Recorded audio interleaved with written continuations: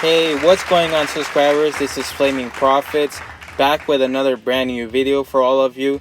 Today I have a motivational video by a person named Dan Pena. I don't know if you've heard of him before, but he has definitely a unique style and the way he talks and inspires others. So I'm wanting to share this video with all of you. Let me know what you think of Dan Pena. Do you agree with the things that he says? Does he inspire you to go out there and make it happen? Let me know in the comments section down below. I hope that you guys enjoy this video, and make sure you like the video and subscribe to the YouTube channel. I do want to take the time to let you know of some very special offers that brokerages are offering, such as M1 Finance. They're actually offering free $20 for you to invest with them. All you have to do is deposit $100 and they'll give you the $20 that you can use in your portfolio. This allows fractional share investing as well as dividend reinvesting automatically. And then we have Robinhood. You get a completely free stock as soon as you sign up. No reason why not to do it. It's very easy to do, and it's a brokerage that I use every single day. And now for the very best offer that we have is 2 free stocks with Webull. This is a new platform that I'm really liking so far. They're really generous about this promotion. They're actually giving you 2 free stocks. I've gotten about $40 from the 2 free stocks that they've given me. So I'd highly recommend them for you to sign up and get your 2 free stocks. And then we have the Discover Secure credit card. I use this card every single day. They give you 1 to 2% cash back on every purchase, which I use to invest into the stock market. And then we have a $50 sign-up bonus that they're offering right now. So if you sign up for this card, they'll give you $50 of free spending money. Now let's get to the video. I'm training you to be like the 4 horsemen of the motherfucking apocalypse. Adolf Hitler might be the highest performance guy that ever was born on the planet. When you decide that you really want to invoke permanent change, you start playing to win all the time. Need motivation? Watch the Top 10 with Believe Nation. Top 10, I got a top 10. Got my motivation high for my top 10. Gotta learn from the wise women and men. All my life, like 9 and 9. For my top 10, top 10, 9 and 9. This one's for my top 10. He's Dan Pena, and here's my take on his top 50 rules for success. Enjoy. Okay, let's kick it off with rule number 1. Practice success before you are successful. And to practice success before you're successful. One of the stories, and I know Peter remembers it, before I had any money, I used to go to the Rolls Royce dealers and sit in the cars and smell the leather, touch the leather, okay? And these days, this is 40 years ago, I went to $1 million houses, and my wife and I would walk through the house, and they'd say, when are your parents getting here, kids? No, we are the buyers. Okay, and to get used to it, and that's the reason the castle is so effective. And the reason I stopped giving outside seminars is that the success rate is almost 5 times greater going to the castle, having a butler wait on you, dressing, thinking more of yourself, because self-esteem is the key to high performance. If we feel good about ourselves and we hang around with people, the average of the 5 people that we are mostly around is who we turn out to be. Rule number 2, know what you're passionate about. Follow what you're passionate about, what you love. If it's not work if you love what you're doing, okay? Most people, when I say they're living quiet lives of desperation, is because they're involved in a business or a job that they don't enjoy, they're not passionate about, okay? So if you found something that you're passionate about, then it doesn't matter if you work 3 hours a day or 13 hours a day. That's where you start. And most people aren't there. Most people have to find that. Rule number 3, surround yourself with great people. But does that look like your group? No, it doesn't look like your group. I mean, in no way, shape, manner, or form. You know, maybe if we had a bunch of bunny rabbits running there, it's unbelievable. But again, you are who you hang around with, you know? And as Oprah Winfrey says, and which I talk about a lot, is that you want people with a like mind and that are better than you, smarter than you, more intelligent than you to get on your bus. And don't be so concerned about what you're going to do with those people, but you want to, the joint brain is, there's nothing the joint brain, collective brain or brains can't overcome. And I give the example of the atomic bomb, the Manhattan Project, and they were put together and they were told, we need to develop a weapon of mass destruction, which they didn't call it that back in those days, in the middle 40s, to end the war in the Pacific. And they did. They didn't know if it was implode or explode, but they did. But if your team doesn't look like that, then you should, I won't say you should give serious thought, you should just change. Rule number 4, perfection equals paralysis. Perfection equals paralysis. Okay, so you can never make a perfect decision. No. If you left it to engineers, no car would ever come off the assembly line. No car would ever come off the assembly line. And I've been in business with enough engineers, I can attest to that with my hand on my heart. They'd still be trying to make it better. And the internet business is very much the same. The internet kids want to test and test and test, and they want the landing page to be this. And roll it out. The great thing about the internet is your results are instantaneous. And you can make changes instantaneously. Correct. I mean, if something that I'm overseeing at Concord level, 60,000 feet, doesn't work in 2 days, can it? Forget about it. Move on. And today at our meeting, now the young kids are, we ran it 3 days, sir, and we closed it down. And they are thinking I'm going to ask why. I said, no, that's fine. Next, because without them making mistakes and without them being allowed to make the decision, they never get any better. And 95% of the time, I know probably better than they do, but we're never going to be able to know everything or have them know everything unless, and they will never know everything, but unless they make mistakes and get comfortable with making mistakes. Also, if you want to learn how to have more confidence, check out my 254 Confidence series. It's free. The link is in the description below. But no one does know initially, up front. You have to try. You have to swing at the plate. A kid like you, if you had to keep track of 7 days a week, 24 hours a day, what you do. Rule number 5, focus on the few, not the many. Clausewitz, the famous Prussian general, said, focus on the few, not the many. And the most common error that I see in reasonably successful businessmen and women are that they try to do too many things. And focus on the few, not the many. Rule number 6, believe passionately. Most of you lack the skills to sell your vision with clarity because you don't practice. And the travesty really is because you don't believe enough in it. You just don't. And if what you're trying to finance isn't your dream, isn't your vision, I mean, the banker or the person on the other side of the table sees through it clearly. They know just absolutely, definitively. Because at the end of the day, they want to feel down deep inside, warm and fuzzy, that this person or this person will do whatever it takes to pay me back the money. And if you don't believe with all your heart, then you're not going to, go that extra mile. That's what they want to believe. And most of you don't believe passionately in what you're doing. And that's why it's very easy for me to say you ought to turn the damn key. Just walk away. And look for something that you can passionately believe in. Is that so difficult? Rule number 7, what gets measured gets accomplished. Another one of my great influencers is Toyota automobile. He wrote a book called The Toyota Way, and he said, constant supervised stress.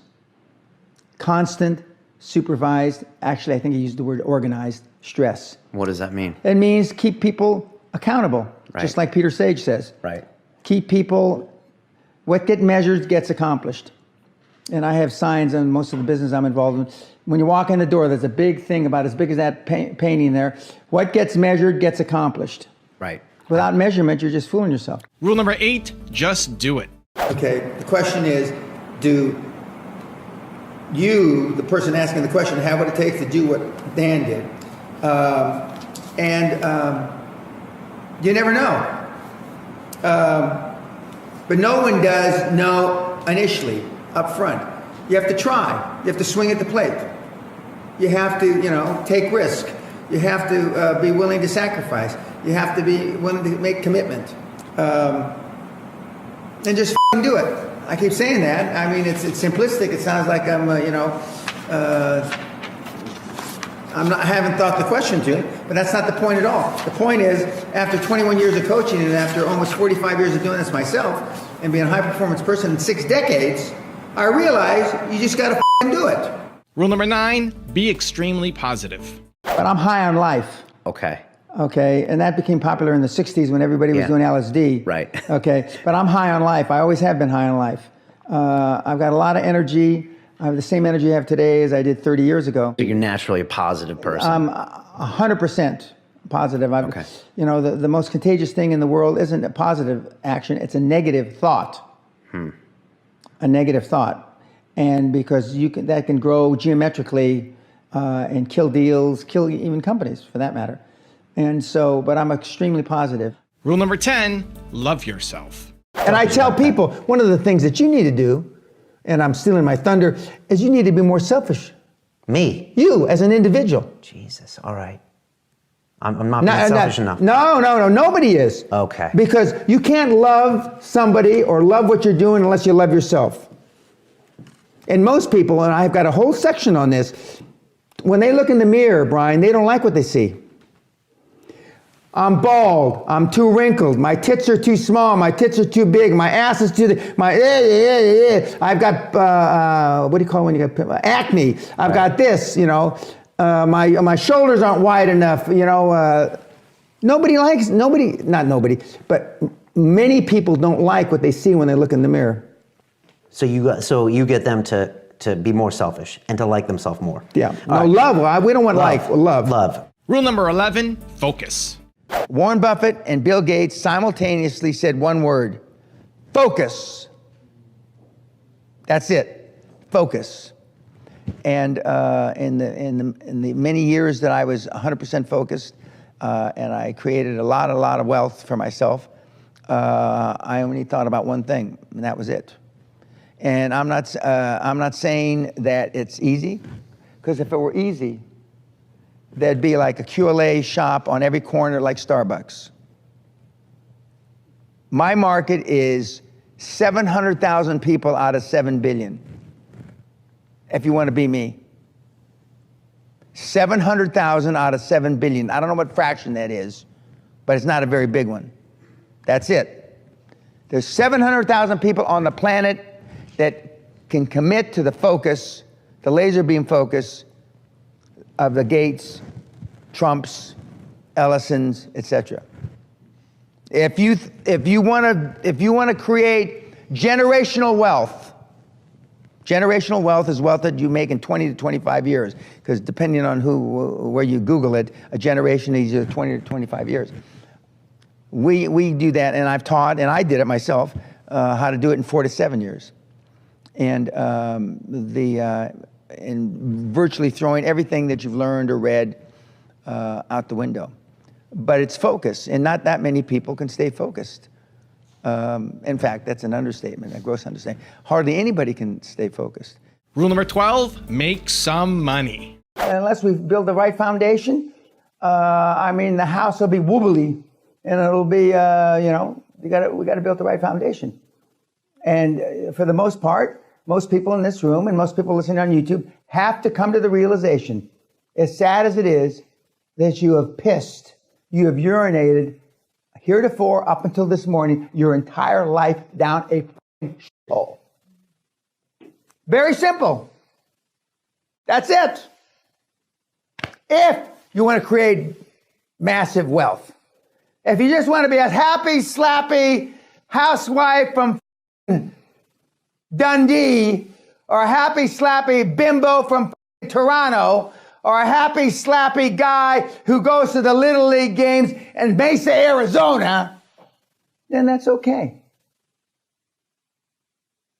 But if you want to create some money, and money's not everything. But if you don't think money can buy happiness, you don't know where to shop. You can get money and then go save the world. You can get money and save the forests in Brazil. You make money and go save global warming, which I don't believe in. You can, and save the kids in Biafra and all that shit. But without money, you can't save a thing. Don't you understand? Don't the idiots on YouTube understand that? Until you make some shekels.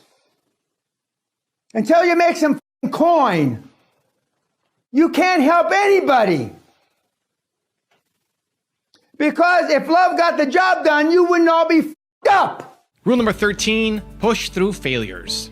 We have two bank accounts, like I said earlier, a financial bank account and an emotional bank account. And where we all fail, myself included, is emotionally. I get afraid, but it's not what happens to you in life, it's how you react to what happens to you in life. But I just push through. I'm so used to success now, not blowing smoke up my own ass. I'm so used to it now. It's my fact pattern. Nobody's interested in the failures I've had last year. I had tried 22 different things that failed, but I tried 2 that were big successes. So nobody's interested in I think we'll try this and it didn't work. I think I'll try this and it didn't work. Rule number 14, find a mentor. The system that I've seen that works, which is very much contrary to all the other success guys, which I don't consider myself, is the mentorship, where somebody mentors you. So you find somebody that is where you want to be and has accomplished all this, either man or woman, and then you find them and you come to them with your dream and your passion, and assuming the chemistry's right, and it's not always right, the rest is history. It's like the Tyson-Gus D'Amato deal, Yeah. Okay, Tyson by accident, with the greatest respect, Mike, found that guy when he was 13, 14 years old, when he was, doing all kind of ugly things. Not dissimilar to myself, about the same age. Yeah. And Gus mentored him and tutored him. And then Mike will admit, I guess, I don't know, I've never talked to him about it, when Gus died and all that stuff happened, he made some he made some very poor decisions. So you got to find that person. And you don't just, you're not just going to find them, walking down the street, on the high street. You have to make a concerted effort to find somebody that you look up to. And normally that person is several years older than you, but they're successful in what you want to do. Rule number 15, stop wasting time. If you had to keep track of 7 days a week, 24 hours a day, what you do, you would be shocked, astounded, overwhelmed, or as they say in Britain, gobsmacked, how much time you waste. And I make them keep track of every minute of the day. Every minute of the day. And it's not easy. It's not easy. When you find out, I have people that have come to the seminar that spend 20 hours a day walking in the fresh air and meditating. 20 hours a week, excuse me, not a day. 20 hours a week. And they don't get anything done. And they don't feel relaxed. Rule number 16, fulfill your potential. What takes you off? What really sets you off right now? You mean irritates me? Irritates you, pisses you off, yeah. Man's greatest burden is unfulfilled potential. Man's greatest burden is unfulfilled potential. And I say, when I look at the audiences, and I know that maybe only 1% are going to achieve their potential. Not fully, I still haven't fulfilled my potential, but unfulfilled potential is man's greatest burden. And it breaks my heart, because I know what you kids are capable of. I know, I've had kids with 80 IQ to 180 IQ that I mentored that have done big deals. Actually, the 80 IQ did better than the 180 IQ, okay? And I know what they're capable of. And I know how 10 million or 100 million or whatever the number is changes lives. And then all of a sudden, you believe that you can walk on water. You believe that you can take a loaf of bread and feed however many he was supposed to have fed and make water into wine. And when you believe it, see, the true test of a leader is when you've trained other people to be leaders. It's in you, kids. I mean, you can do it. if you want it bad enough and you stay focused and you're willing to maintain that commitment. Rule number 17, work hard. My dad was a workaholic. He was a cop, but he was a workaholic. When he retired from the LAPD after 28 years, he had 700 plus days. They wrote him a check for it, and he never took a day off. 728 years. He never took a day off. He was always at work. So I saw that. And I saw, although then he went with the CIA and he became a college professor, but I saw him work hard. And I aspired to follow my dad in my dad's footsteps as far as that was concerned. I turned 16, which is when you can get a permit to work legally, and I got a job as a box boy, which they don't have anymore, where you put groceries in the ladies' bags and you help them out to the car. The first month that I worked was August 1961, when I turned 16. So my birthday's the 10th, so I worked 21 days. My paycheck for that, because I just happened to look it up, was $241.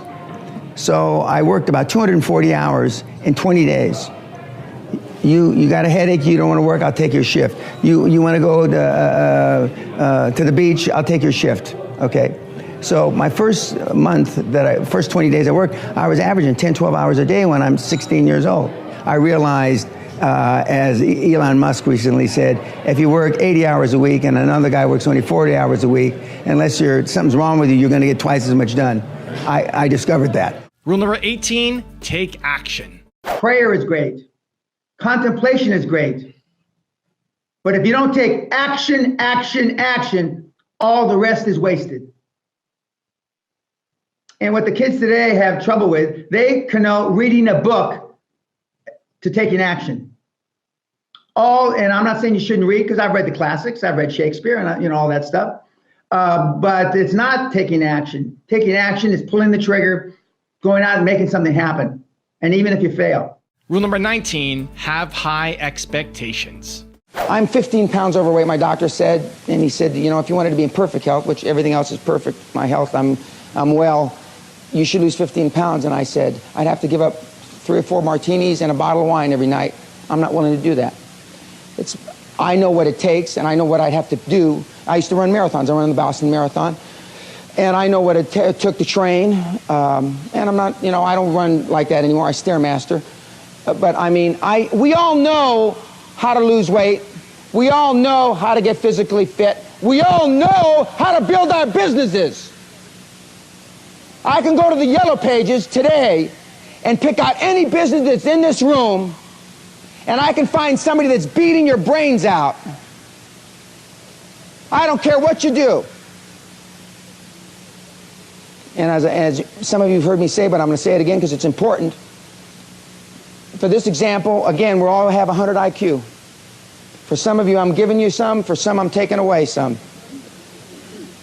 We all know nobody can have 10 times our IQ. Well, then why the hell do people make 10 times more than we do, 1,000 times more than we do? Why? Because they think and dream bigger than we do. High performance people have high expectations, not average expectations. Rule number 20, don't overthink things. Matthew and I were discussing some of the things about why you've discounted on a subconscious level some of the things that have happened, because absence of evidence is not evidence of absence. And he said something very profound. For an Australian, this is heavy duty shit. But he said, I decided to do it, even though it was stupid, I decided to do it. Stupid meaning follow the process, to an intellectually bright guy who's an engineer. And see, you won't. You see, you'll figure out a better way. And he followed the stupid process that works and has been working for 45 years, 20 some years before when I was doing it, and 22 years since I've been coaching. And he called it. He wasn't trying to be insulting or anything. He says, I just decided to follow it, How did you say it? Instead of trying to be smart, I would just try to be stupid, shut that part off of my brain, and just do it. And what happened? He did it. And that's why It's hard for the YouTubers and all the other, because you can't dumb down. You will not believe that it's easy. You can't, you won't. But he put it very succinctly. He just dumbed down and shut off that part of his brain and just follow the steps. You don't need case studies. You have a template. You have a script that a monkey can read. That Alex wants a case study because he wants to know the shit behind it because he's stupid. And that's why he's poor. You don't need any case studies. How many times do I have to say? You have the script. I said don't change a word on the script. Not a comma. If it's got misspelled words, send it out misspelled. The last thing you need is a case study. This is why you're poor. This is why the suckers watching this on YouTube are so poor. Rule number 21, keep on going. When I was a kid, they said I was retarded. They stood me in the corner with a dunce cap. People know what a dunce cap is? Okay. And if I turned around, they put me in a closet. Kept me there 4, 5, 6 hours. I urinated on myself. I shit my pants until my parents came to pick me up. Now just imagine if that had happened to you. But I used it. It's not what happens to you in life. It's how you interpret what happens. I made it make me stronger, tougher, smarter. Most people would just collapse. When I played football, American football, the coach Roy J., may he roast in hell wherever he is, he says, Pena, you're so slow you ought to wear the other team's jersey. Do you understand what that means? You're such a poor athlete, put the other team's jersey on. Good for us. But I kept on going, hitting that line. Boom. When they have the tackling exercise, one guy in the middle, and everybody just, I was that guy every day. If that had happened to you, I know what you do. Some of you would have committed suicide. But it made me stronger. Yes, I'm 6'1", 225, a twisted steel and panther piss at age 73. But I endured all this stuff. Rule number 22, don't care what others think. The rumor is that I'm following in the footsteps of two of my mentors. And for those of you that aren't bright enough to know that that's Lenin and Stalin and me, there's some truth to that. Because I believe in the old Russian way. I'm not interested in your opinions. That's the last thing I need is your opinion. Because if your opinion was so good, you wouldn't be here. And if you look on my whole wall of influencers, they're both on there amongst some other people like the devil and a few others, Hitler. Rule number 23, don't be an expert. At least 2 or 3 of you have asked me either privately, on one-on-one, or during the breaks, I was thinking about going into such and such, but I don't really know anything about such and such. How can I do it? Remember, I knew not enough about the oil and gas business to fill the top of that pen. I knew less than. And by anybody's imagination or statistics or benchmarks, I was super successful. And as I said earlier a couple of days ago, now, unfortunately, I know a lot about the industry. And I haven't made any money in it in a number of years. I wonder, I haven't. Because now I look at the deals. The ratio between gas and oil and this and that and supply and demand. So now I'm an expert. I haven't made a dime in it in 10, 15 years. Because now I look at it the wrong way. I look at it, even though I don't do spreadsheets, I look at it in the spreadsheet manner. And you can always come up with a reason why not to do something.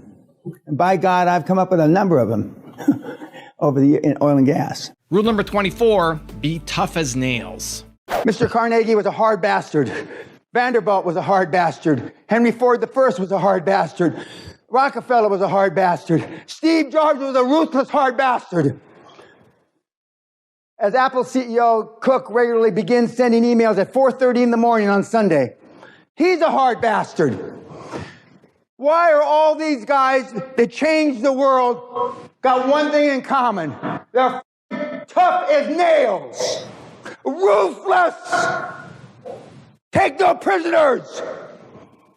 And then we got you, a stiff drink and a good kill most people in this room. I'm ashamed to say. In fact, forget the stiff drink, just a good. My proceeds from PayPal acquisition were 180 million, blah, blah, blah, blah. Then I had to borrow money for rent. These guys, myself included, are all in. If they believe in what they're doing, they put all their money at risk, which I have several times, not in recent years. SpaceX worker reveals a brutal company motto helped him survive all-nighters working for Elon Musk. Notorious workaholic Elon Musk is so tied to his office that he's been known to sleep on the floor. I slept on the floor. Ford slept on the floor. Jobs slept on the floor. Gates slept on the floor. Success leaves clues, you weenies. I still work 50, 60 hours a week, and I haven't had to work in 35 years. Rule number 25, just do it. Best advice I ever got from Mr. Grazos, do it. He didn't say just do it. He didn't swear. And the best advice I've ever given anybody is just do it. We take too much time procrastinating. And because we're afraid of failure, and fear is false expectations appearing real. We're worried about what other people think. We're trying to fit in. And I can go through a whole litany of bullshit. Now, it's not bullshit because it's not true. Litany of stuff why you are where you are because you just didn't do it. You didn't want to make a mistake. You got a mortgage. You got 2 ex-wives. You got a 15-year-old daughter who's pregnant. Your dad's got Alzheimer's. Your mother's got emphysema, spitting up blood. I can go on and on and on and on. But the bottom line is, if you had 15 years ago, you had just done it. 10 years ago, you had just done it. 5 years ago, if you had just done it. 6 months ago, if you just done it, you probably wouldn't be in the position you're in now. So I'm saying no matter what your age is, it's still time to just go out and do it. Just go out and do it. Rule number 26, be a warrior. This is what I'm training you to be like. The 4 horsemen of the apocalypse. Warriors, not whiners, not warriors. Do you think Donald Trump's a whiner? Do you think he worries and gives a fuck what you think of him? Do you think Elon Musk gives a fuck what you think of him? Do you think the late Steve Jobs gave a fuck what you thought of him? Do you think Bill Gates gives a fuck? And I can go on and on and on. The only one that gives a fuck is you, and you, and you, and the morons on YouTube. Rule number 27, leave your comfort zone. Most of you have not attained material wealth because you've stayed in your comfort zone. Every family has an aunt, an uncle, a grandfather that went out and lost a family fortune, right? Uncle Harry, crazy Harry, he lost 20,000, 50,000, a million, whatever the number is. Well, that resonates in you, in your brain, your little pea brain. And then you hear another one. Your roommate in college, he's got an Uncle Harry. So pretty soon, the only input that you have is people losing their family fortune. That affects you, i.e., you then live within your comfort zone, i.e., you don't take risks. A turtle can only move forward when it sticks its head and its feet out. And when it sticks its head and its feet out, it's most vulnerable, right? Biggest risk. Most of you have lived a bubble wrap life. Most of you have been risk averse. Risk averse to the extent There are people beyond my comprehension that get all the way through high school with never been screamed at, never been slapped, never been in a fight, never been reprimanded by their parents. And then look at them. Snowflakes. Snowflakes meaning they melt under pressure. And when I say the world is through, look at you. The reason why the aliens haven't come down and taken us over, what the why? Why? Are they going to learn anything? No. Rule number 28, love what you do. Do you think anyone in this room could go and make hundreds of millions of dollars in 2060? It is simple. Can everybody in this room do it? No. Because everybody in this room is not willing to make the sacrifices. I don't know how to do it 4-hour work week, which came up a little earlier. I don't know. And I know Ferris. And if you believe the 4-hour work week, I've got a bridge to sell you in New York. I mean, one of the comments from the seminar that just ended, from the 18, 20 kids, all of which were about half my age. We had a couple of old gits in their 40s, but most of them were less than 30. They commented at breakfast the last day, which was Saturday or Sunday. They said, how can he still be so fired up running on 200% of all its cylinders when he's been on his feet 15 hours a day for 6, 7, 8 days, and we've been sitting on our arses, and we're tired and he's not. You know why? Because and if you don't find something that you love what you do, don't bother. Because if you don't have a passion for what you do and you love, it gets old. I say this stretching a little. It's like a significant other that you've been around too much. You know what I mean? Everybody in this room can relate to that, I think. Okay? Well, if you're not passionate about what you do in life, it gets old, and then it becomes work. And as soon as it becomes work, you're finished. The reason why I'm fired up at the end of a 6-7 day week of 15, 18 hours a day is because I'm passionate about pulling you sorry asses across the goal line. Because that's my goal in life now, to pull as many of the sorry individuals on the planet across the goal line as I can before they put dirt on me. Rule number 29, turn your life into a process. You want to take the easy way out because you think life is a journey. That is horseshit. Life's a journey if you're a moron and you're retarded. That's why, that's what you've done with the life up heretofore. It's been a journey. And how good is the journey? You tell me. Wouldn't you have rather, when the first time you went out with somebody that you thought you were in love with, thought is the operative word, wouldn't you have lied to have a template? Oh, let's follow this process instead of, because that is a journey. And all the mistakes you made and raising this little head for kids you got, instead of having this book. Life doesn't have to be a journey. It's a journey for morons. Do you think life is a journey for the Trump kids? It's a process, the same process his daddy raised him by.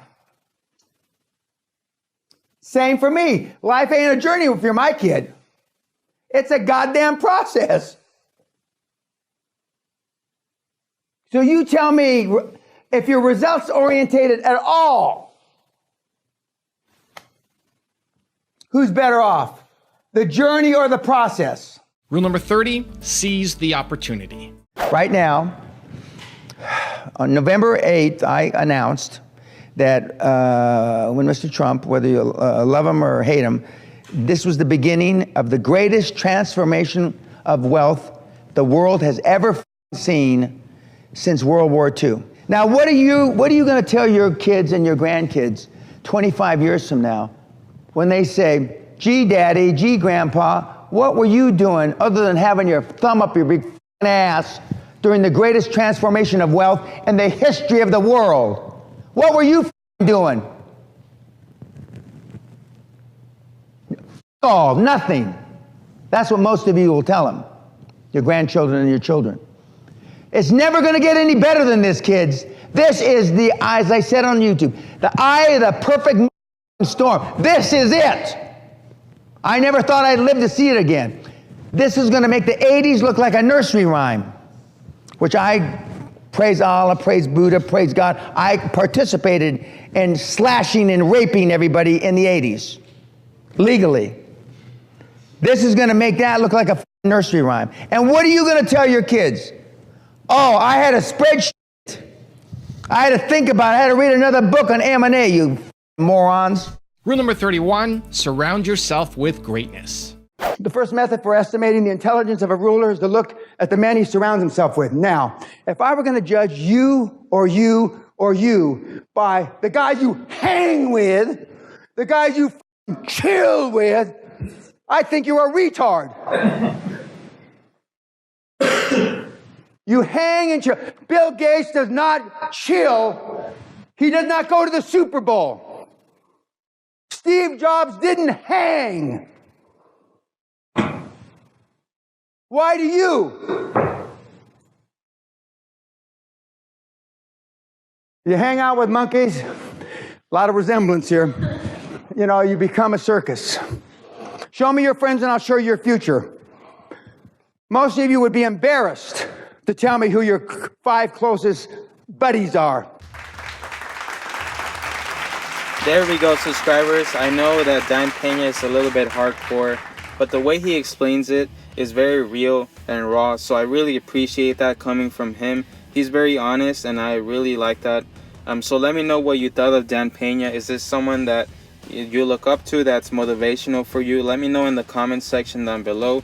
Feel free to look him up. He has a lot of great videos on YouTube. Make sure you like this video and make sure you join the community by subscribing to the YouTube channel. A lot of amazing videos coming your way.